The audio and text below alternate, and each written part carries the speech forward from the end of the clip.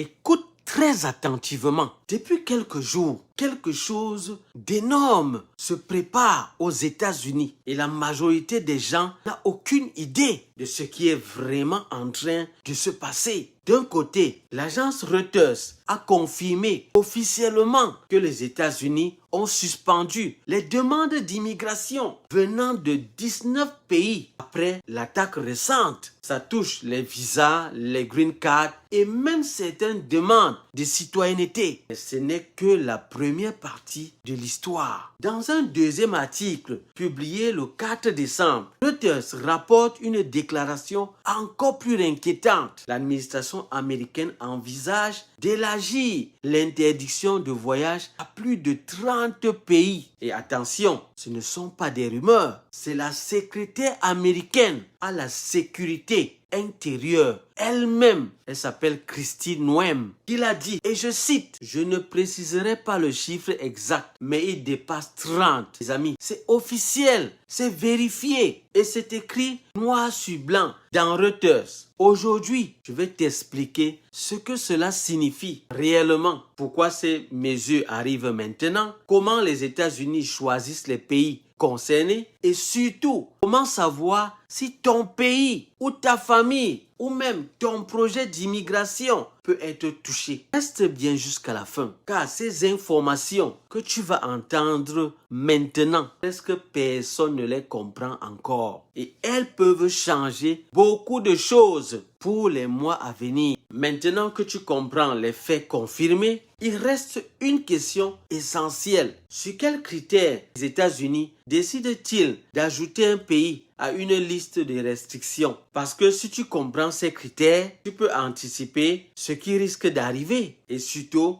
tu peux savoir si ton pays est potentiellement concerné. Voici les critères les plus importants. Ce que l'administration américaine utilise depuis des années et qui sont encore plus surveillés depuis l'attaque. Critère numéro 1, la capacité d'un pays à vérifier l'identité de ses citoyens. C'est l'un des éléments les plus importants. Un pays qui n'a pas de registre fiable, n'a pas de système biométrique stable ou qui a des documents facilement falsifiables devient automatiquement un pays surveillé. Oui, parce que pour les États-Unis, si l'identité n'est pas fiable à 100%, le risque de sécurité augmente. Critère numéro 2, la coopération avec les États-Unis. Les États-Unis ont des accords avec beaucoup de pays pour vérifier les antécédents, échanger des informations, confirmer les identités et même retracer les voyages. Quand un pays ne coopère pas suffisamment ou qu'il ne transmet pas les informations demandées, les États-Unis le classent dans la catégorie risque élevé, surveillance renforcée. Critère numéro 3, la présence de groupes terroristes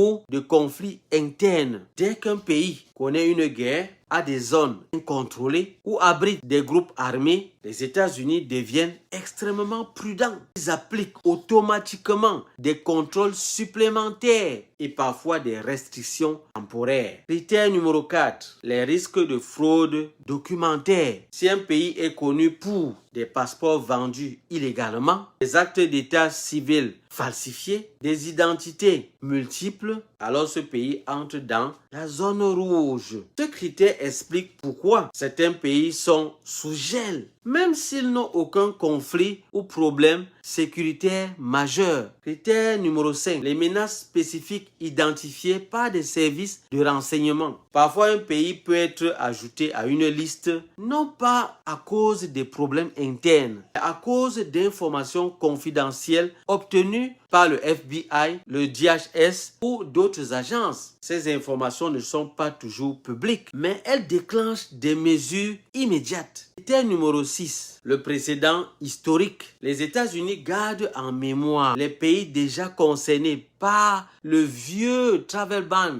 ceux qui ont déjà figuré sur des listes de surveillance, ceux qui ont déjà posé problème administrativement. C'est pour ça que certains pays reviennent régulièrement dans les restrictions. Alors, qu'est-ce que je peux déjà vous dire à ce niveau? Quand tu combines tous ces critères, tu comprends que la question n'est pas est-ce que mon pays est sur la liste? La vraie question est est-ce que mon pays correspond à plusieurs de ces critères en même temps, et c'est exactement ce que nous allons analyser dans la suite. Quels sont les pays les plus exposés? Comment savoir si le tien est dans la zone de risque? On va maintenant expliquer tout ça. Maintenant que tu connais les critères utilisés par les États-Unis, la question logique est simple. Quel type de pays sont les plus exposés à entrer sur cette liste? Encore une fois, il n'existe pas encore de liste officielle. Écoutez très bien. Personne ne peut dire tel pays sera ajouté tant que l'administration n'a rien annoncé. Mais en analysant les critères utilisés depuis plus de 15 ans, on peut clairement identifier les catégories de pays les plus vulnérables. Première catégorie, les pays qui ont des difficultés à vérifier l'identité de leurs citoyens. Ce sont les pays où il n'y a pas de registres nationaux fiables, les documents d'identité varient d'une région à l'autre, les systèmes biométriques ne sont pas stables ou centralisés. Ces pays sont considérés comme à risque administratif. Pourquoi? C'est la bonne question. Parce que pour les États-Unis, un dossier dont l'identité ne peut pas être confirmée rapidement est automatiquement placé en traitement long ou en suspension. Deuxième catégorie, les pays en conflit ou instabilité politique. Les États-Unis renforcent systématiquement les contrôles pour les pays où il y a la guerre, des crises politiques majeures, des zones non contrôlées, des milices armées, un risque terroriste élevé. Même si la majorité des citoyens n'a rien à voir avec ces conflits, l'administration applique un principe simple. Risque collectif, c'est la même chose que contrôle renforcé. Troisième catégorie, les pays qui collaborent peu avec les États-Unis sur la sécurité. Il s'agit des pays qui ne partagent pas les informations biométriques, ne transmettent pas les casiers judiciaires, n'ont pas d'accord de sécurité conjointe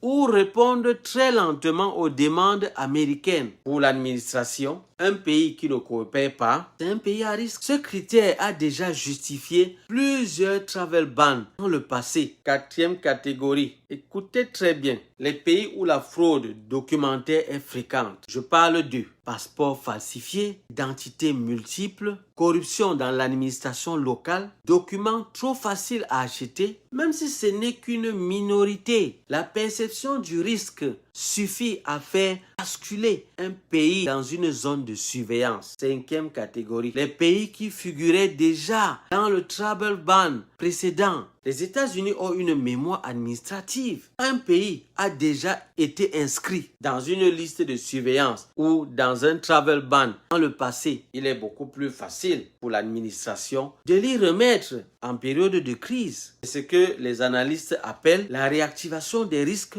historiques. Sixième catégorie, les pays déjà touchés par le gel administratif confirmé par Reuters. C'est une information que la plupart des gens n'ont pas encore comprise. Les 19 pays déjà gelés par les États-Unis représentent la première base du futur élargissement. Ce sont les pays où les dossiers sont déjà mis en pause, les vérifications sont déjà renforcées, les analyses de sécurité sont déjà en cours. Si l'administration décide d'aller jusqu'à 30 pays ou plus, il est très probable que certains de ces 19 pays restent dans la liste. D'autres pays qui partagent les mêmes caractéristiques soient ajoutés. Alors, qu'est-ce que vous pouvez déjà retenir à ce niveau? Les amis, mon but n'est pas de vous faire paniquer. Non, pas du tout. Le but est de comprendre la logique interne de l'administration américaine. Si un pays correspond à plusieurs de ces critères en même temps, alors oui, ce pays entre dans la zone de risque administratif. Et c'est cette analyse qui permet de comprendre pourquoi certains dossiers ralentissent, certains pays sont déjà gelés et pourquoi la liste pourrait dépasser 30 pays dans les prochaines semaines. Alors dans la suite, je vais te montrer qui est touché en premier dans la diaspora et pourquoi certains profils sont beaucoup plus impactés que d'autres.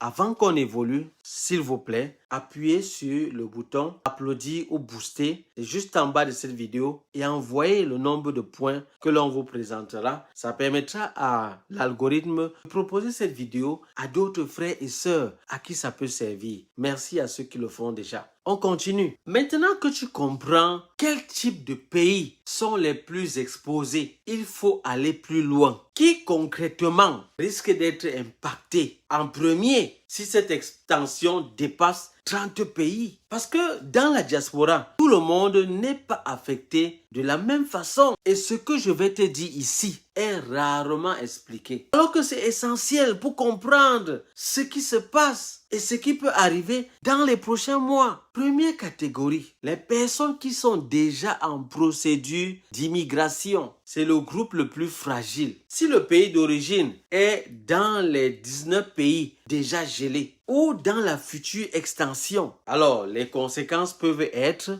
dossier mis en pause, demande supplémentaire, vérification d'identité plus longue, délai multiplié par 2 ou 3, absence totale de communication pendant plusieurs semaines. Et même si leur dossier est solide, le simple fait d'être originaire d'un pays classé priorité administrative peut tout ralentir. Deuxième catégorie, les étudiants internationaux. Écoutez très bien, ce groupe est souvent oublié, mais il est parmi les plus exposés. La question c'est pourquoi? Les écoles commencent à demander des confirmations. Les ambassades renforcent les vérifications d'antécédents. Certains dossiers peuvent être en attente par précaution. Même si l'étudiant a un financement, même s'il a une admission, l'origine administrative du pays devient un facteur crucial. Troisième catégorie, les travailleurs qualifiés et semi-qualifiés. Écoutez très bien, les gens qui veulent entrer aux États-Unis pour travailler dans la tech, conduire des camions, faire du nursing, participer à des programmes temporaires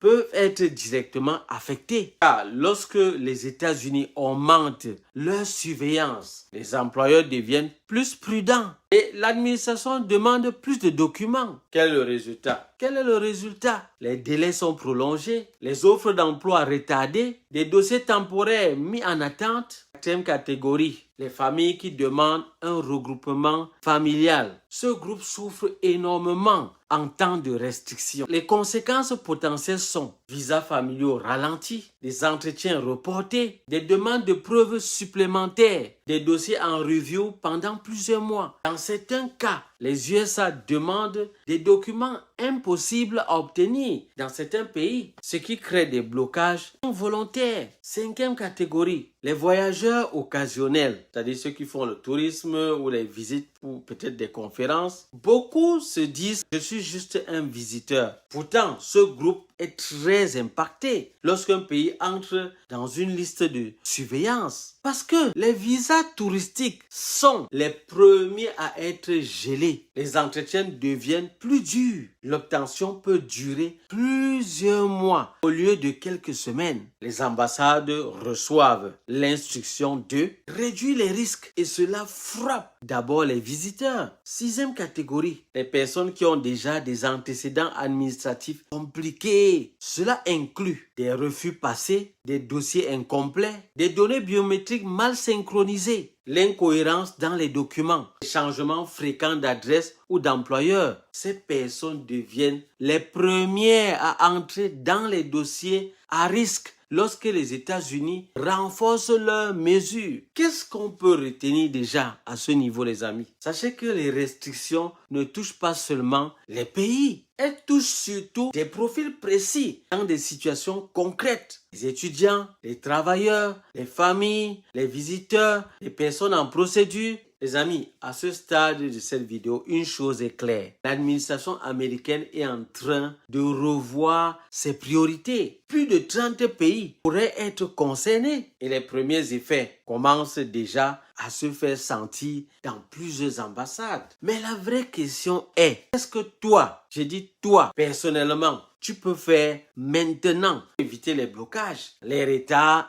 et les mauvaises surprises? Voici les actions concrètes que les experts recommandent et que très peu de gens appliquent réellement. Première action, sécuriser ton identité et tes documents. Avant tout, vérifie que ton passeport est valide depuis longtemps. Les documents sont cohérents entre eux. Écoute très bien, ton nom et ta date de naissance sont identiques partout.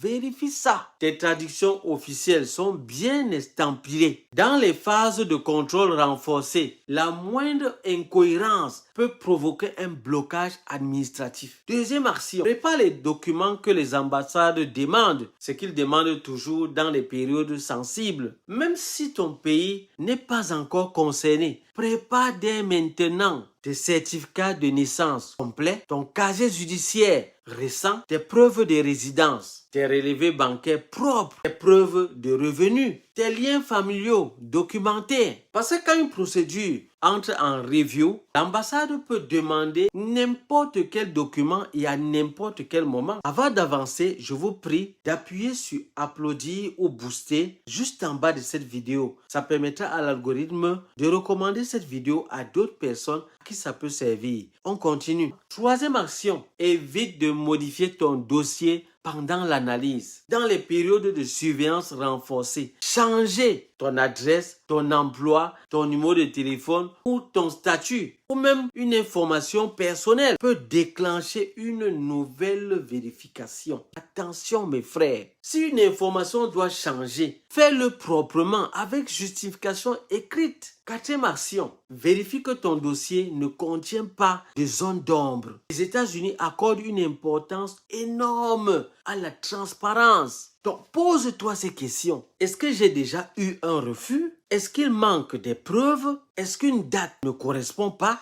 Est-ce qu'un document est incomplet? Est-ce que j'ai fait un voyage non mentionné? Et si tu as un doute, corrige. Corrige maintenant. Pas lorsque ton dossier sera en review. Cinquième action, évite de faire des demandes multiples en même temps. Beaucoup de gens font l'erreur d'introduire un visa, un permis d'études, un changement de statut, une demande de visite, le tout dans la même période. En temps normal, ça passe, mais en période de restriction, ça peut être interprété comme un signal d'alerte. Ne multiplie pas les procédures, fais les choses dans l'ordre. Sixième action, surveille les communications de ton ambassade. Les ambassades commencent toujours à ralentir les rendez-vous, modifier les instructions, ajouter des étapes ou restreindre temporairement certaines catégories. Ces signaux arrivent plusieurs semaines avant les annonces officielles. C'est là que tu peux anticiper. Septième action, prépare un plan B,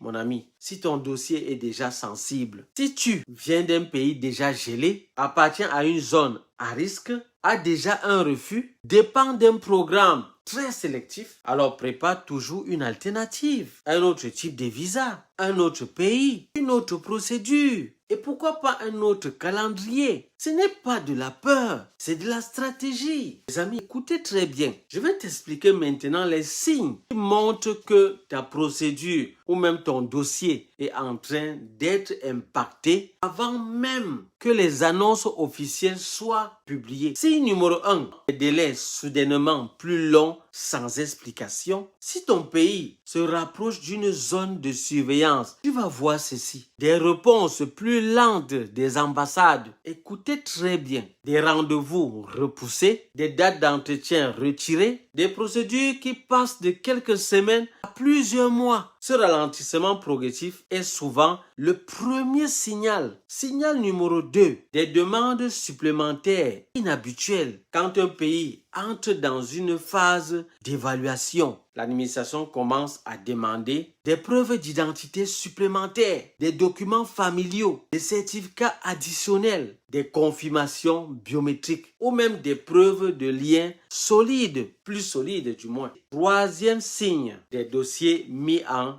administrative processing. Plus souvent, dans le langage de l'immigration américaine, lorsque ton dossier est mis en administrative processing, cela veut dire ceci: des vérifications supplémentaires, besoin de confirmer l'identité, consultation de plusieurs bases de données. Ce code technique est souvent utilisé avant que l'administration ne prenne une décision plus large sur un pays. Signe numéro 4, les annulations ou reports d'entretien à répétition. Quand un pays est en évaluation sécuritaire, les ambassades reçoivent des instructions internes: réduire le nombre d'entretiens, suspendre les dossiers sensibles, ou limiter les nouveaux rendez-vous. Donc, si tu observes des créneaux qui disparaissent, des entretiens repoussés plusieurs fois, des réponses automatiques sans motif clair, c'est un signe révélateur, mon ami, très révélateur. Cinquième signe, les refus soudains pour des raisons vagues. Les refus administratifs qui contiennent des phrases comme information insuffisante, risque potentiel, vérification non concluante, incohérence documentaire, manque d'éléments de confiance sont souvent liés à un changement de politique interne, pas forcément à un problème dans le dossier de la personne. S'il vous plaît, appuyez sur le bouton applaudir ou booster juste en bas de cette vidéo et envoyez le nombre de points que l'on vous présentera. Ça permettra à l'algorithme de proposer cette vidéo à d'autres frères et sœurs à qui ça peut servir. Merci à ceux qui le font déjà.